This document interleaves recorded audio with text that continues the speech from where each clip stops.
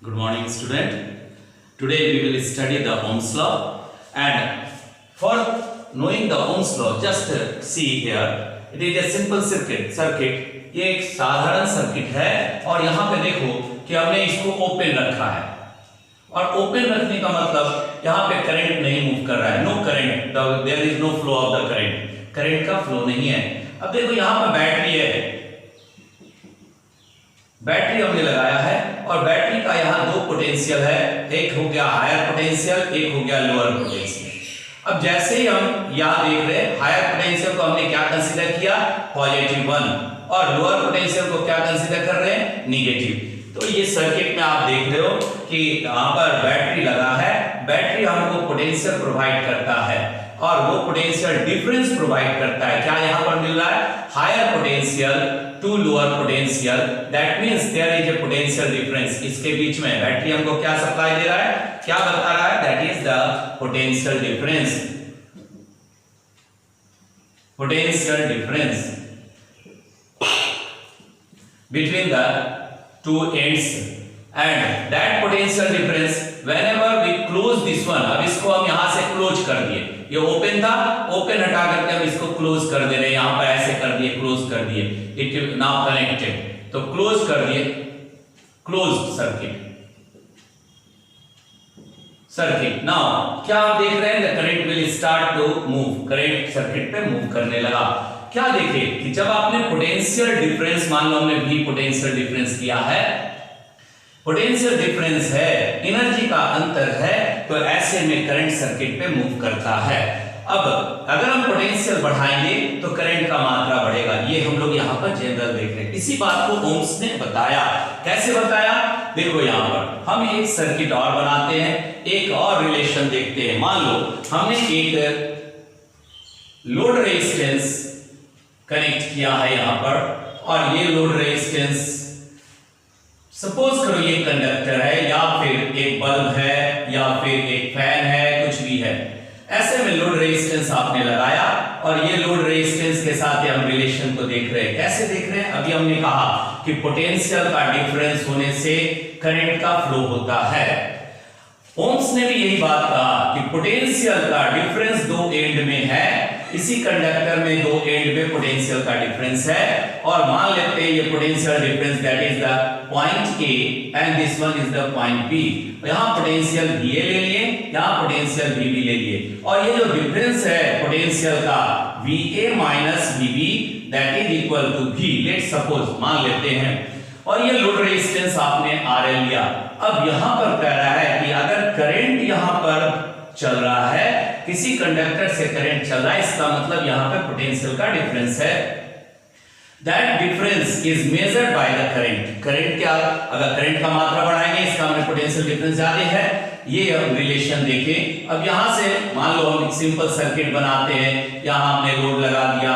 इस बात को ध्यान में रखना है कि पोटेंशियल लगा यहां पर भी, लेकिन इस पोटेंशियल से मतलब नहीं है. ओम्स लॉ कहता है कि अगर ओम्स लॉ कह रहा है कि करंट का बढ़ना उस दो एंड पॉइंट पे जहां पर आपने लिया, मान लीजिए हमने यहां एक पॉइंट लिया है और इस पे जो यहां पोटेंशियल का डिफरेंस आपको मिला, दैट पोटेंशियल डिफरेंस भी that is between the to and point of a conductor depends upon the current flow through that conductor. इस कंडक्टर में कितना करंट चल रहा है, इस कंडक्टर में जो RL आपने लिया, लोड रेजिस्टेंस. RL क्या है, load resistance.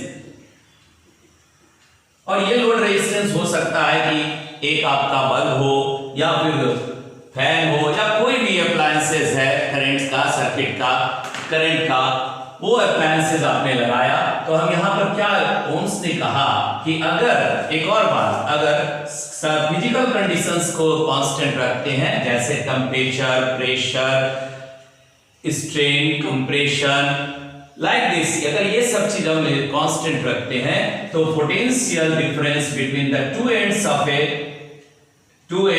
Conductor is directly proportional to the current flow through that conductor. देखो फिर से बता रहे हैं, अगर इस कंडक्टर से करंट बढ़ेगा इसका मतलब यहां पोटेंशियल डिफरेंस ज्यादा है. अगर करंट का फ्लो यहां पर कम हो रहा है इसका मतलब यहां पोटेंशियल डिफरेंस कम है. तो ऐसे में ओम्स का स्टेटमेंट आ गया, that is according to this Ohm's law the statement says that the potential difference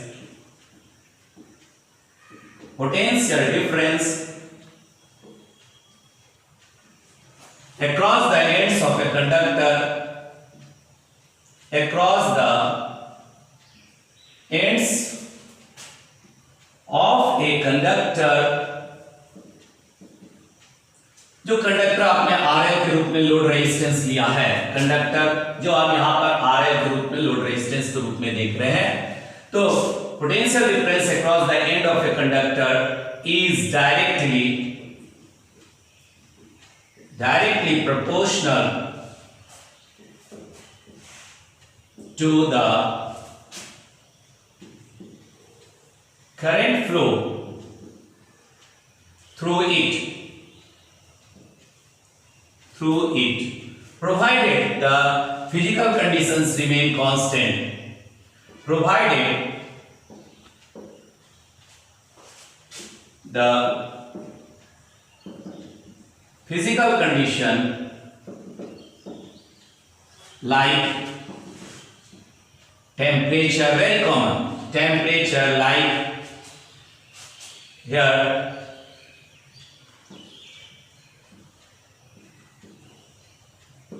temperature, pressure,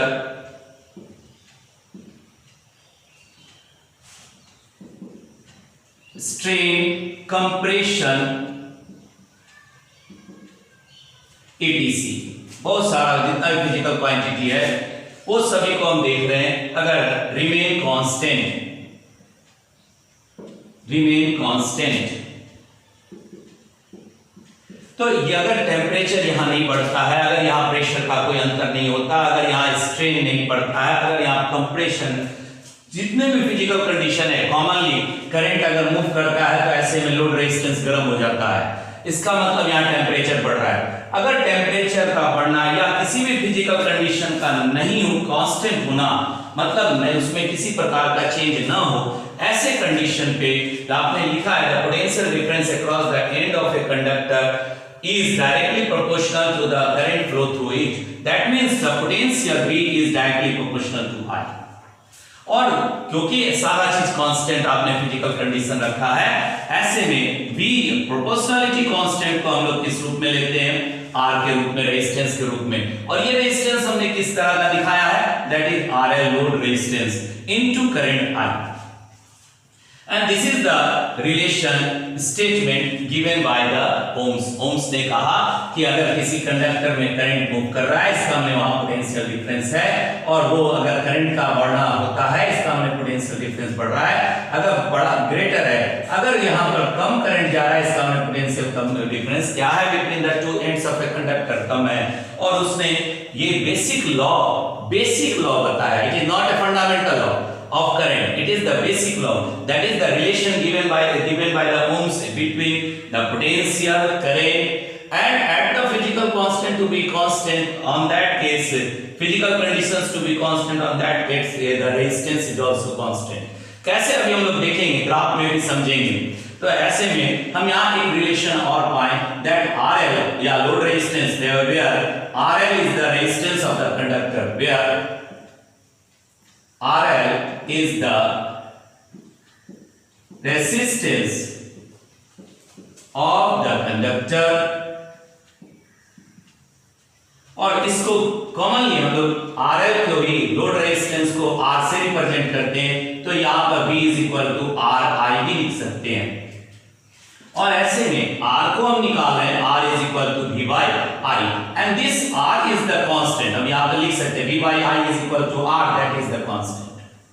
constant कब हुआ? फिर से एक बार समझो, कांस्टेंट कब हुआ कि सारे फिजिकल कंडीशंस को हम लोग क्या किए?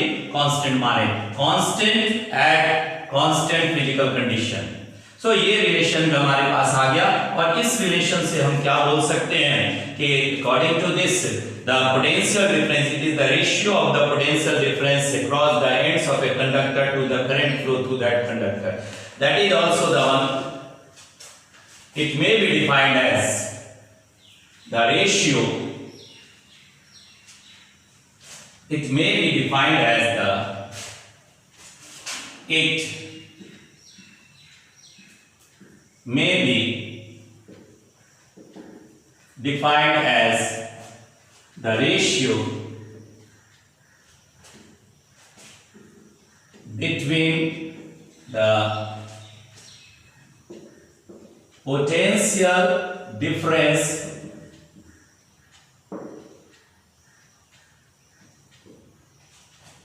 between the two ends, between the ends of a conductor, difference across the ends of the conductor to the current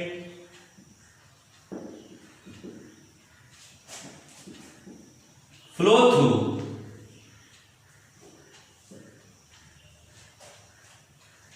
it. That is the, and its value is constant, it is in terms of resistance we can say it is also known as the resistance.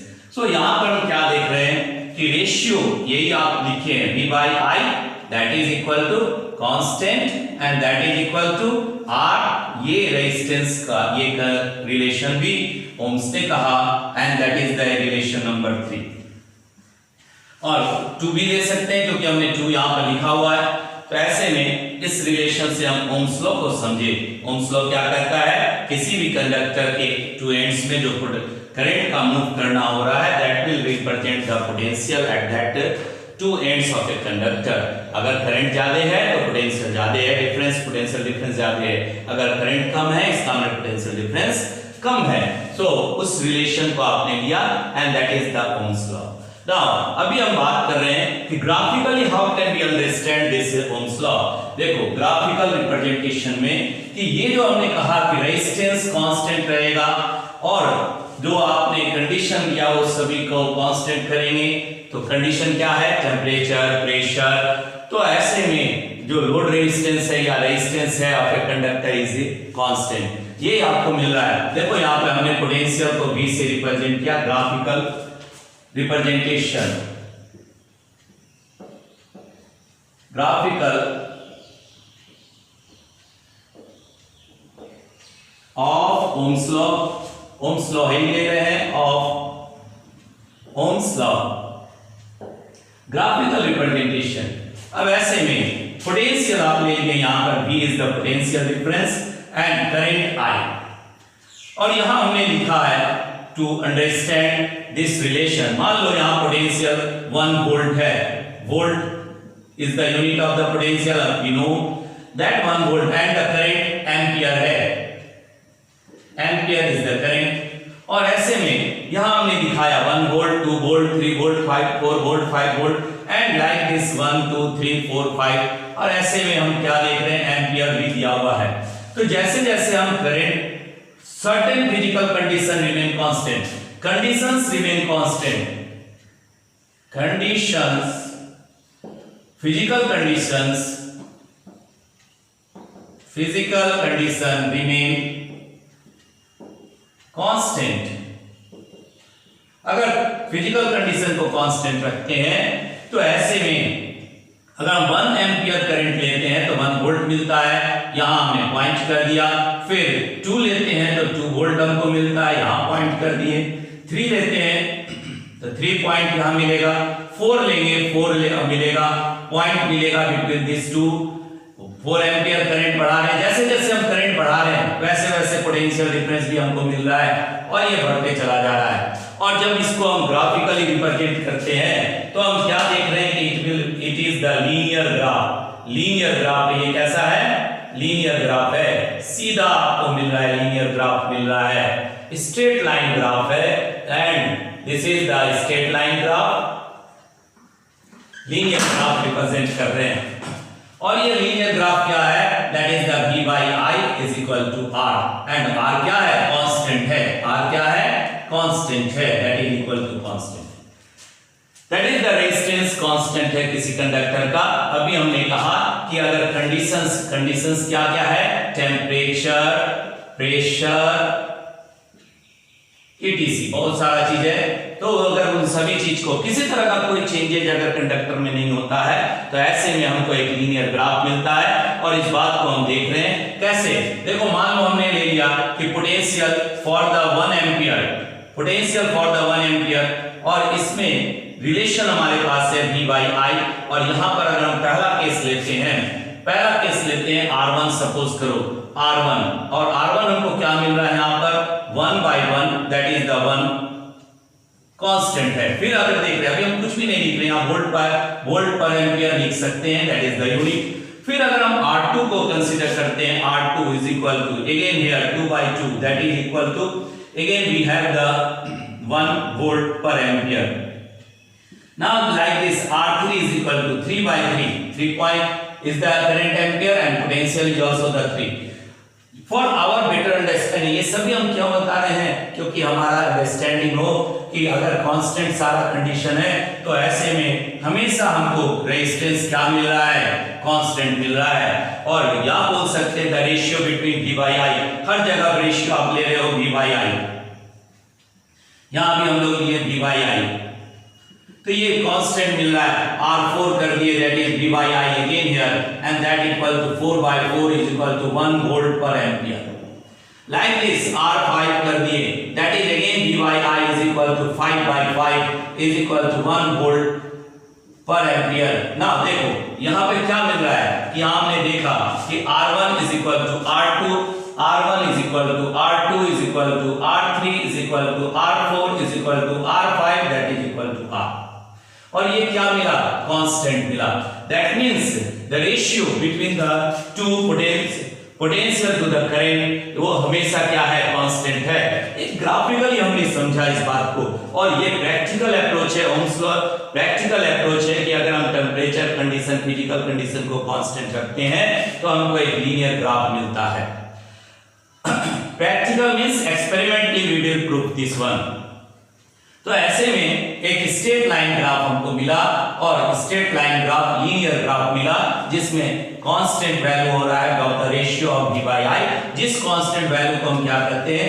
Resistance of the conductor कहते हैं। अभी देखो यहां पर हम एक और बात कर रहे हैं, इतना बात हमने समझा इस ग्राफ के द्वारा। अभी हम यहां पर फिर बात कर रहे हैं कि Ohm's law was the scientist who give the relation between the potential to the current, potential और करंट के बीच का बहुत सुंदर रिलेशन दिया, और ये ओमिक रिलेशन कहलाता है। क्या कहलाता है?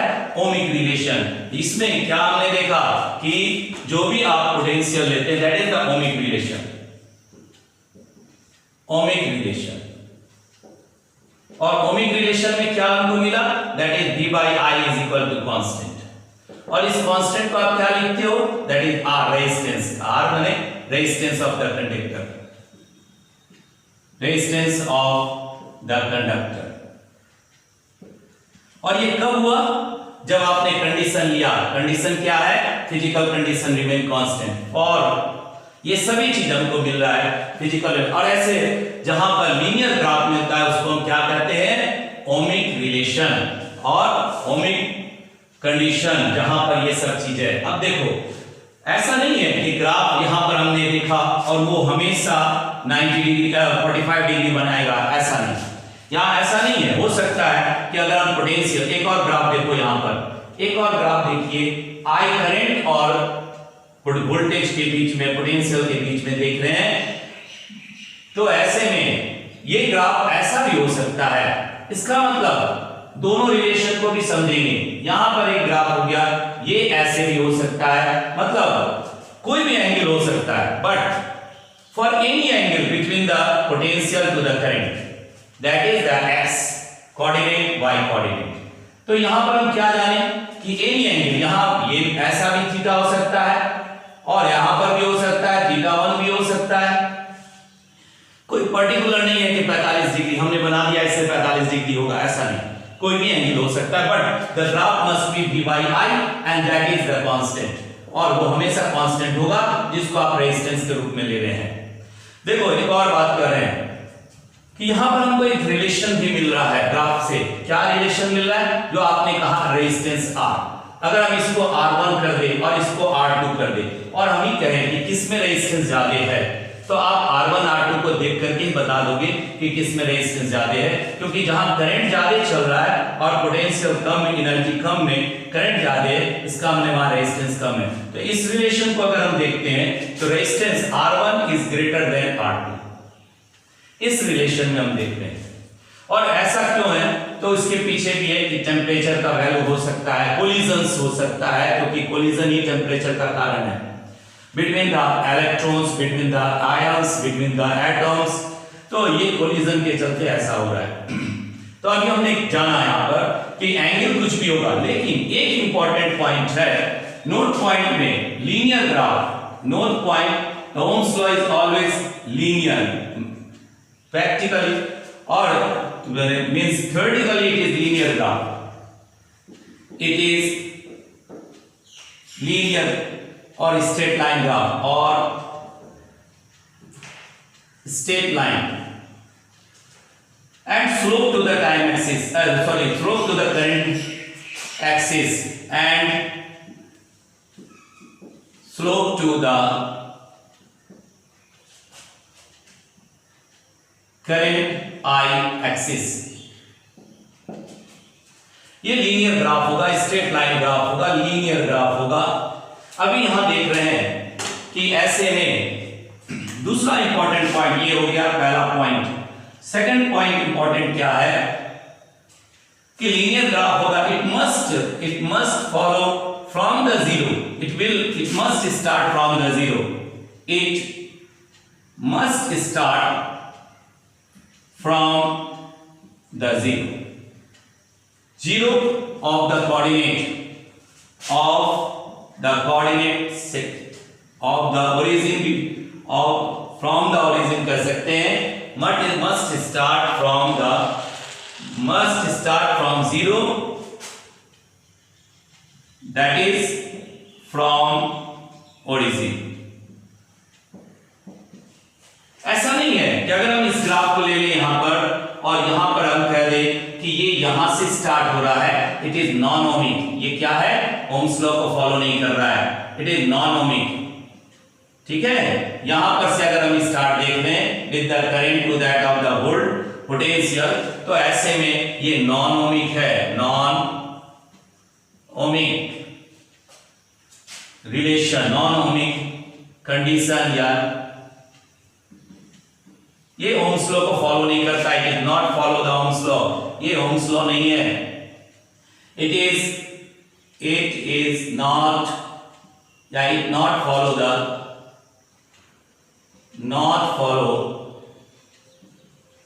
The Ohm's law.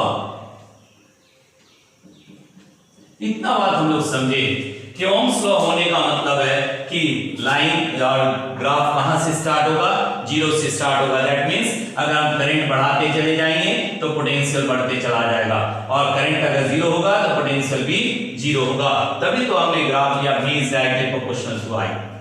तो ये सभी बात हमने जाना कि क्या है ये ओम्स ने कहा स्टेटमेंट, अगर फिजिकल कंडीशन को कांस्टेंट रखते हैं तो ऐसे में हमारे पास ये सब बात आता है ना। देखो एक और बात कर रहे हैं यहां पर कि that straight line graph gives the resistance and the resistance. अभी आपने देखा, इसको हम ऐसे भी बदल के दिखा सकते हैं। कहने का मतलब कि अगर ग्राफ पर अगर हम यहां ऐसे ले ले और ये करंट को हम इधर दिखा रहे हैं और पोटेंशियल इधर दिखा रहे हैं, तो भी हमारे पास स्ट्रेट लाइन ग्राफ है। मान लो यहां ए ले लिए और यहां बी ले लिए। अब यहां देखो दोनों जगह ए और बी आपको मिला, X axis Y axis, and current को आप देख रहे हो इन द एम्पियर, और voltage volt that is the from this one.